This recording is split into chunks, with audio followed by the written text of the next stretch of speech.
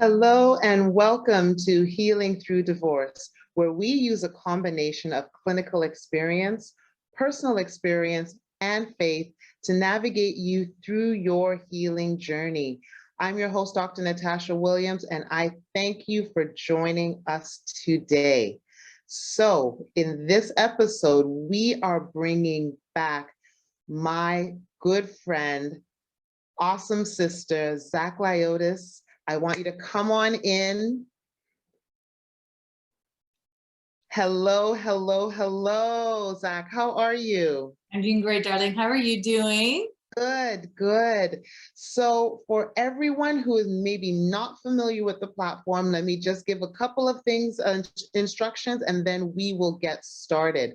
So for anyone that is joining us today, what you're going to do is for the first 30 minutes, Zach and I are going to be chatting back and forth. We're going to be giving you some really good nuggets in terms of spiritual warfare for personal growth. Now, stay tuned for the second half hour, because then you're going to have access to Q&A. So Zach and I will be here. We'll be able to answer your questions about anything that you got to question. So stay tuned, and we were going to have a good time today. So for people that missed our last episode, listen, you missed some really, really good information, but it doesn't mean that you're not going to get some good nuggets today. I want to share with you just a little bit about who Zach is for people that don't know. And from there, you know what, we're going to talk a little bit about your Bold, Fierce, Unstoppable, because I think people really need to know what that is all about. And then we're going to just, let's get some nuggets in, just in terms of what we need to use spiritual warfare for personal breakthrough. So people who missed last week, Zach is a spiritual teacher, mentor, healer that helps women through difficult transitional phases in their life, regardless if it's divorce, aligning with their purpose, connecting with their spiritual guides, tapping into their happiness, or shifting careers by teaching them how to connect to the infinite energy that is supplied to all of humanity. Zach is also a host on the Bold, Fierce, Unstoppable podcast, interviewing women and men, making a difference in the world and sharing their knowledge with all that are ready to activate their soul. Listen, listen. Everybody, we have to give it up for Zach, because Zach, you're doing such amazing, amazing things. And, God is working in you and through you to do such amazing things.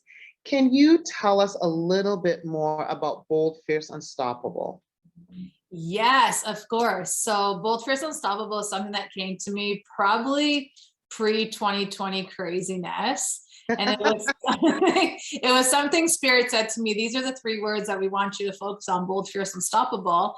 And these are the 3 words that every woman really comes out of when you work with them. And I'm like, what? Because, I just live in this parallel world of God bringing me wisdom and my humanness needing to figure things out. In the spirit world, it's just like, yeah, we don't have titles to anything. We just have emotion and feeling and knowingness. But in the human world, we have to put everything into words so that we could explain, describe it. So Bold, Fierce, Unstoppable came to me because a lot of women I worked with and work with, they're bold enough to find the courage to ask for help, because they know that they need to go through the inner work. They know that they've had enough, they're tired, they're unhappy, they may have everything in their life, but they're missing that little piece. And it's just like, I can't do it anymore. So they have this bold courage feeling to go and ask for help, which is amazing. And then once they start asking for help, and this is the serious ones, because you could ask for help and then all of a sudden go out and piddle and do nothing with it. But the women that are really like, I'm going to focus on me, I'm going to go make that bold move. Then when they start clearing through everything that's coming up, and like the trauma that's showing up, the suffering, the hurt, the betrayal, the aha moments, they build this fierceness in them. It's like, yeah, I'm ready for this. I am so ready for this. Renan's like, yeah, girl, like I got you, go. So it's like, I get so excited. It's almost like the engines start running in both of us. It's like, vroom, vroom. It's like fire comes out and I see this fire in every woman I work with. It's like, it's so satisfying that even this morning I woke up thinking about that feeling and I'm just like, oh my God, I get so excited. Like when I see women come out of these divorces or finding their happiness, getting out of depression, especially because it's such on a rise, and really going like, you know what, this is my turn to shine. So once they get past that fear stage, then it's like they change their whole personality, they change their whole character, they change their whole identity, and then become unstoppable. And when you see this happening, it's like, I kind of look at some of the women I work with, and I'm like, yo, who are you? Like, wow, the transformation that happened. It's like, it's incredible. Like I can't imagine it. So when Bold, Fierce, Unstoppable came to me, it was something like, what does bold mean to you? What does fierce mean to you? What does unstoppable mean to you? Just my own interpretation of that. And I wrote it down. I was like, yeah, like this feels good. And I started a whole podcast based around it so I could help women step into their bold, fierce, unstoppable, because really we're all built to succeed. We're really all built to feel love, to be magnetizing, to be abundant, to have that relationship with God. And when we have that relationship with God, you could call it grace, you could call it universe, Buddha, Krishna, Vishnu, whatever your God is, Jesus, you know what I mean? That's my homeboy, Jesus, right? And then you got Buddha, and you got everyone else, right? So when I got down to Bold, Fierce, Unstoppable, I was just like, yeah. And then from the podcast, I love doing it. I love talking to people and helping women and asking women. I got into doing meditations and helping women that maybe couldn't even afford it because they had that lack and limited belief. And then once they started seeing themselves like, holy smokes, like this really works. I had women say, I went from social assistance to thinking I didn't deserve a lot to like, Zach, I went and looked for a job because I believe I don't belong on social assistance anymore. And I'm just like, yo, that's crazy. Like, this is incredible. And so then these meditations start happening and they're all complimentary because I believe to give back to society. We're all here for a purpose and to help one another. And then I started the Bold, Fierce, Unstoppable Inner Circle. And in the inner circle, what that is that it's a bunch of different tools, it's information, it's questions that are all centralized in one membership site that you could go through on your own time and be like, okay, today I want to work on my inner child, or this week I'm going to work on my inner child, whatever it is, or I'm going to spend the next 8 weeks to really dig deep into my chakra system and see where my imbalances are. There's meditations in there for full moon, new moon, Mercury retrograde. You know how much I love Mercury retrograde. Oh, yes. And then the energy in Mercury retrograde is unbelievable. Yeah, I love it. And so that's all the information in the membership site. So I believe that if you really want to create change in your life, I've used the same formula for women going through divorce, for women looking for happiness, for women coming out of depression. I've used that same energetic spiritual formula, even for myself coming out of depression. And it worked all the time. We all have a story. It's a different story, but the emotion is different. The teaching is different. But really the spiritual work and learning about energy, learning about your spirit, learning how powerful you are, learning to understand energy and what the vast spiritual world is out there, because there's so many levels to it. And when you step into it, then you start going to that next level and going to the next level. Everything is in that membership site to support you along the way. We have monthly meetings. It's incredible. So that's on bfuclub.com. So bfu.com.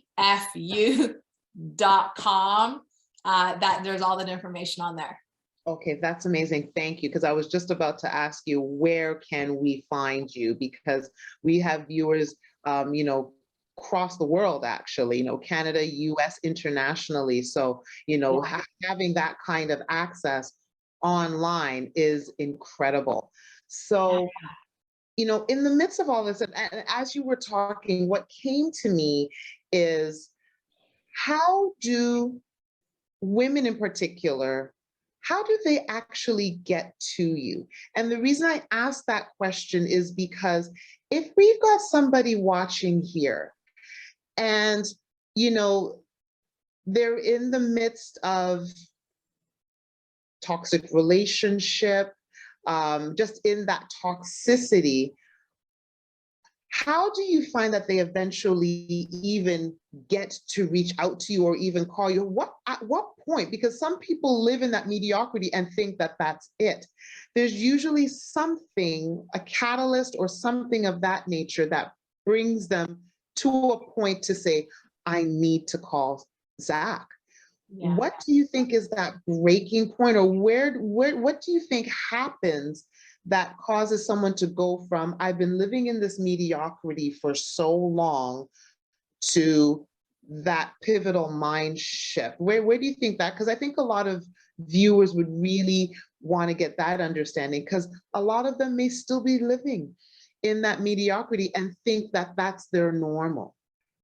It is their normal because that's Mm, what they're choosing. So mm, mediocrity is your normal because you're choosing it, mm, right? Or mm. we could choose to be extraordinary, and that's what we're choosing. So our choices really determine the outcome that, you know, we're creating in our life. So people usually come to me, women in general usually come to me when they're like, you know, I'm tired of being unhappy. And that takes between 8 to 15 years. Ooh, hold up.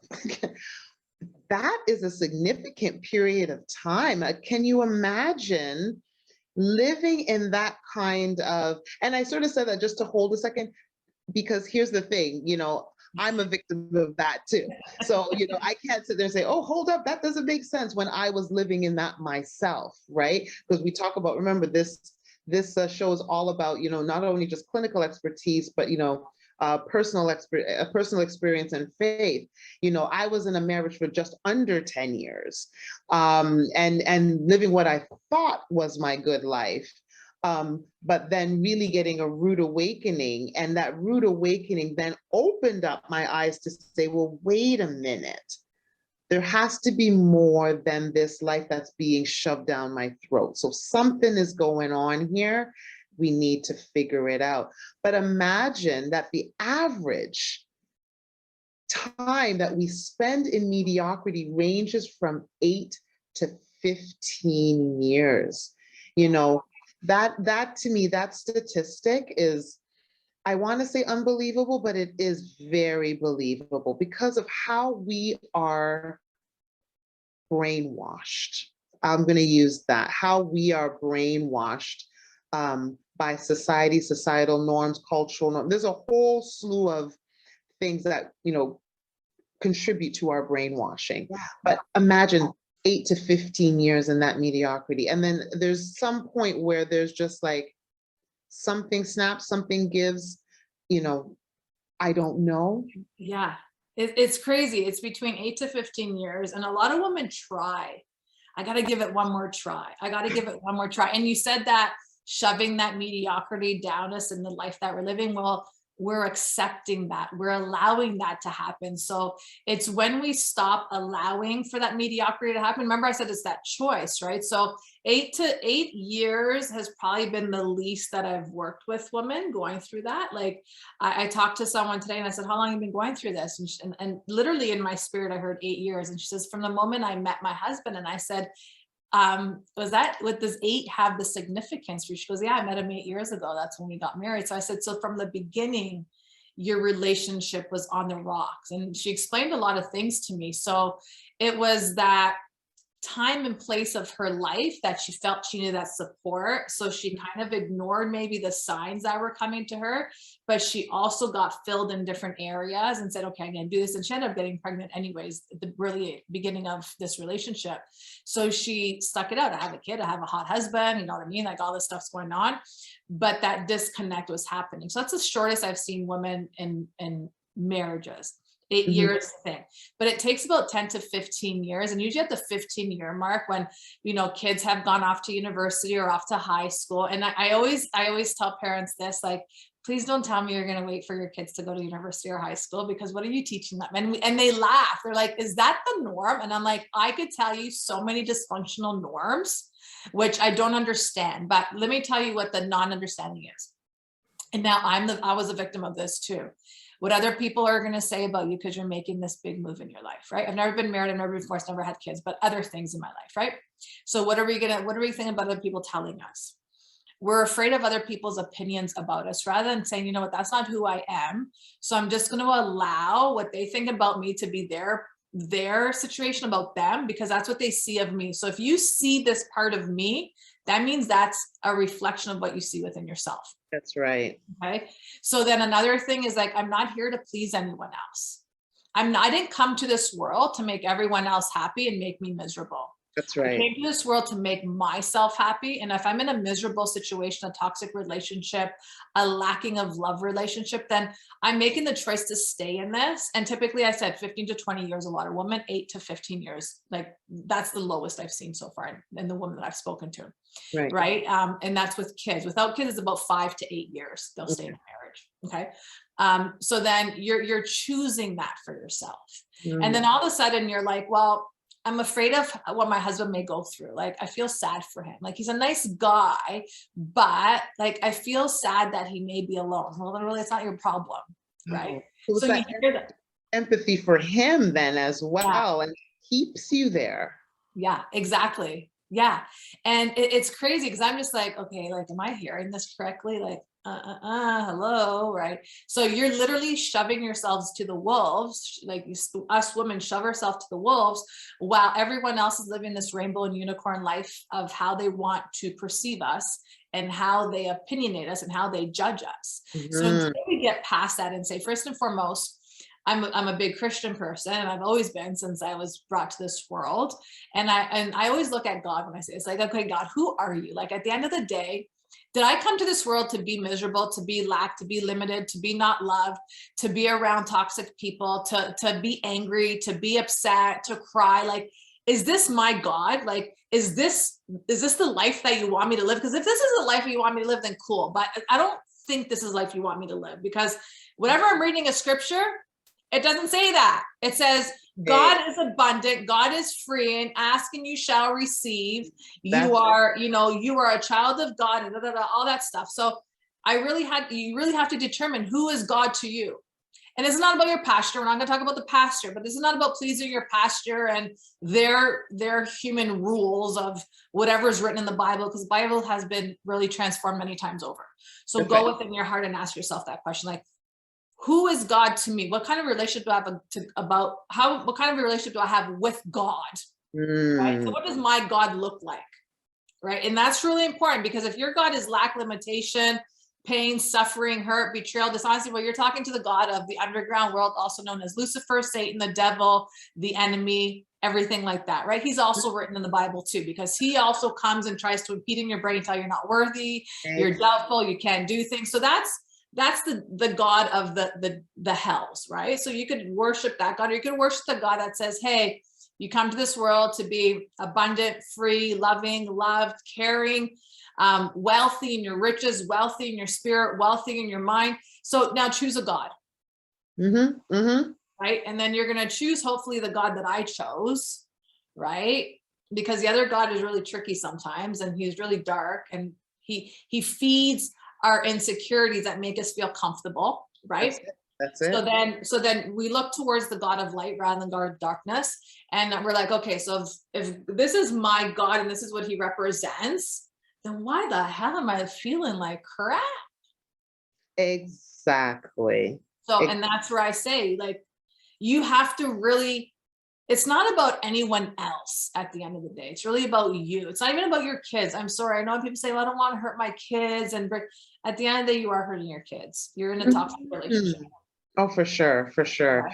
I think what's also very interesting is that part of the dialogue that we have been fed, especially as women, is to not take care of ourselves. And I've spoken about this quite a bit, but there is, we are punished not being women, because it's not in our dialogue or in our script to be quote unquote selfish or to take care of self. Our womanhood a lot of times has been defined by whom else we take care of. And that's what keeps us in our mediocrity. What are the kids going to think? What are my husband going to think? What is the family going to think? So a lot of times we're so outside of ourselves because our womanhood has been defined by others, right? So, a lot of what I'm hearing now is a complete mind shift. It's being able to be, again, bold, fierce, unstoppable, to get to that space where you can now say, I need to shift this paradigm up on its head, because no longer am I going to live in this paradigm that has been fed to me for such a long period of time. And I think in that, what we really do have to mention is the courage that it takes to do that, because a lot of people are now believing, or will have to understand that this goes against the grain and you're going to get quite a bit of opposition. I usually tell women in particular, people, when you start to get comfortable knowing who you are and those kinds of things, other people become uncomfortable. You're now disrupting their comfort because you're no longer in their service. Yeah. And that's what it is, right? So you really have to define, what does woman mean to you? What does mean a strong, powerful woman? What does that mean to you? And that's the most important thing, because how someone else defines a woman means nothing to you. That's their definition. However, if you choose to adopt that definition, then now you're taking on that other person's opinion and journey. And that's the whole thing. A woman is powerful, and we do need the divine masculine there as well. And it's not about talking negative about the divine masculine. This is what I want a lot of women to understand, is that if you're having issues with men on different levels, from your relationship to your career to friendships, all that stuff, you really have to look within yourself and work through your masculine energy, because you're combating with yourself. And that's why we get into these. Women lose their femininity and get into their masculinity a lot of the times because they don't feel supported by the man, or they feel like he's never there, so they have to do everything. Like there's times I'm like, hey, how's your husband? Oh, him, he's constantly working, this and this. It's like, okay, so there's something missing in that communication process. And I think it's really important that if you're in a relationship and you want to make it work, and I don't know why I'm saying this, I'm just going to allow this to come out of me, but if you're in a relationship and you want to make it work, you really have to have that connection and communication with your partner, not just whenever you're angry, but all the time, to speak your emotion, to speak what you're looking for. What is your love language? What are you guys working on together, separate? Like, what is it that you want to do? So I feel that in the age that we're living right now, is that we're fighting about who is who's masculine, who's feminine, who's bigger, who's powerful. Like, really, at the end of the day, how are you feeding my soul? I don't care about that outside world. And this is what we have to really start saying to ourselves, is who cares what the outside world is saying? I need to go within me. What is it that I'm looking for? How is it I could communicate this to my partner? What is it my partner is looking for, and how can I serve that to him? And if you're off kilter on that, and you're saying like, well, he's never going to change, he's not going to therapy, he's not growing spiritually, well, then if you've been fighting that for 5, 8, 10 years, he's not ready for that, and you can't push that. Right. And so you got to take those next steps to see what's good for myself, and how is it that I want to leave this legacy? What is it that I want to really focus on? Because if I'm living in a miserable relationship, in a job, career, whatever that is, how is that impeding me in growing spiritually? Right.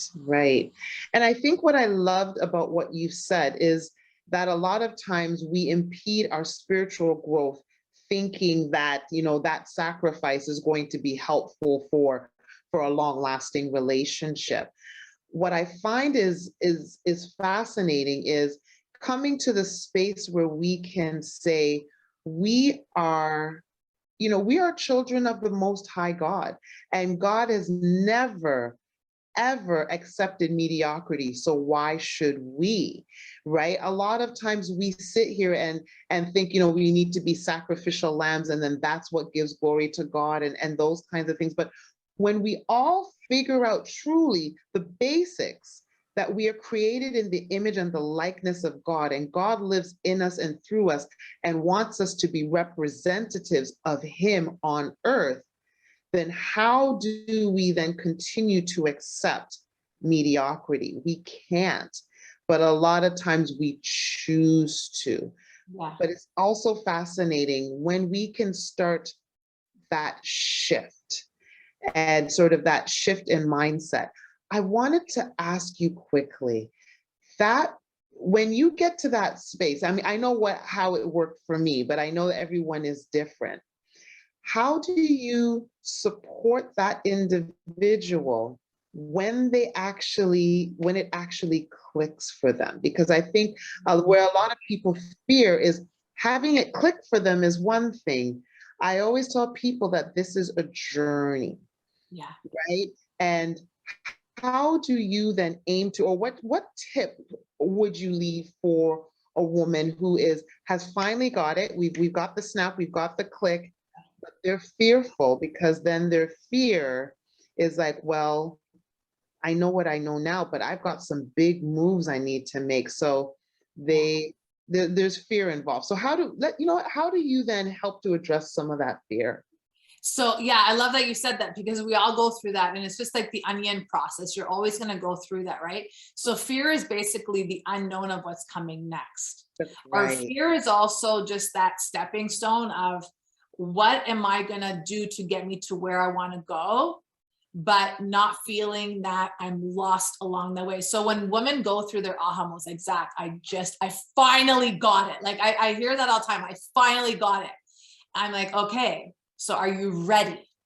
Okay, right. Because when you finally get it is one thing, but are you ready is another thing. The reason I say are you ready is another thing, because now you're starting to put actions in it, and those actions might be scary, because then you might have to do your separation agreement. You might have to separate things. You might have to start looking for a job, going for your job interviews. You might have to change your wardrobe to match your frequency that you want to get into, right? You want to start creating all these things, but where do you start? And when we look at everything on an energetic frequency, we look at taking those pivotal steps that could open other doors ahead of you. So when I see women saying, okay, for example, let's go divorce, because that's divorce in a relationship, because that's a lot of the times women are like, okay, I'm ready to do this. It's been 15 years and I'm ready. And I'm like, okay, so I want you to write down your separation agreement, and we try to do this. That's not going to cost you 80, 90, 100, $150,000, because I think that's actually absurd. Divorces are so much money where you could spend that money on vacations and buying houses and taking care of your kids. So I like to say that I do the best divorces. At most, it's cost people probably $1,500. I don't do it.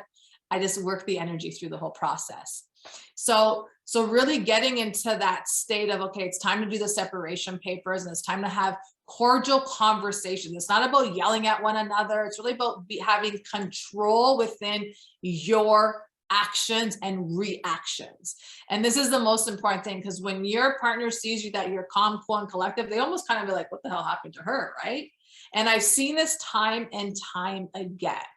And I've seen partners sign papers and then like 3 months later go, how'd you get me to do that? Like, I don't know how this happened. And I always tell the woman this: if he wants the chair, give him the damn chair. If he wants the frame, give him don't argue anything.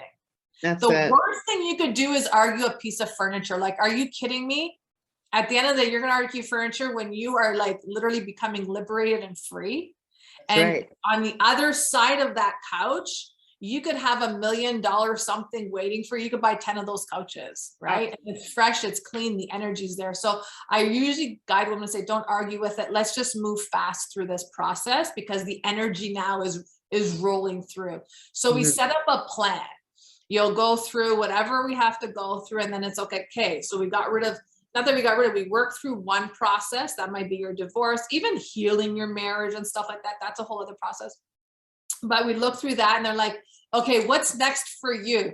Now we're in that process with your separation. So what is it that you want now? And then we work through that. We go work through that. What is it that you want? Because typically a lot of women don't even know what made them happy anymore because they've been unhappy for 8 to 15 years. That's right. So when we get to like what makes me happy, and I typically tell women, go out there and be wild. Like seriously, just go out there and be wild. Go be free. What does that mean to you? What does freedom, inner freedom mean to you? What does being free mean to you? What does all this, like get out of the bird cage. Get out of, this is what I mean by your bird cage. Get out of your mind. Get out of the childhood beliefs. Get out of what your parents thought. Get out of all that stuff. Be free. And typically when women say, Zach, when you say be free, like, I'm like, there's no limits. And they're like, oh, great. This is fantastic, right? Like, woohoo, no limits. Because we limit ourselves and then we're missing out on opportunities. So when I say go free, go free. So a lot of women, we go free, we start working through everything that go free. And then all of a sudden it comes down to like, now I know what I really want. I know what makes me happy. It's like, okay, let's write it. Let's go for it. So I would say it's like, it's a 6 to 1 year process with everything from separation to divorce. And then you finding literally your footing on this planet. And all of a sudden by a year, you're like, holy, what just happened to me? I got separated. I got divorced. I bought a house. I bought this. I went on vacation. I found the lover of my life. I got like, this all happened within a year. I have heard so many women say this to me. And I really think it's because you've gone free in the middle of the chaos. That's it. That's it. So, yeah. I love that. Because to me, and you know, I think what I find is amazing with what you said is how do you work through the fear instead of using avoidance in the fear? Because you are now able to almost hold that person's hand and be able to guide them through, walking through, understanding that the process is not easy, but you have to take steps to work through versus being stagnant and not taking any steps at all. So to me, you know, Zach, I have to thank you so much for what the nuggets that you have given our viewers today, because I think a lot of women are going to be even more empowered by what you have shared today. So before we go, can you please tell our audience again where they can find you? So you could find me on my website at bfuclub.com. You could find me on social media, which is Instagram, at Spiritual Hustler. That's HSTLR. So Spiritual HSTLR. I share a lot of nuggets over there as well. Or you could find me on all podcast platforms with Bold, Fierce, Unstoppable.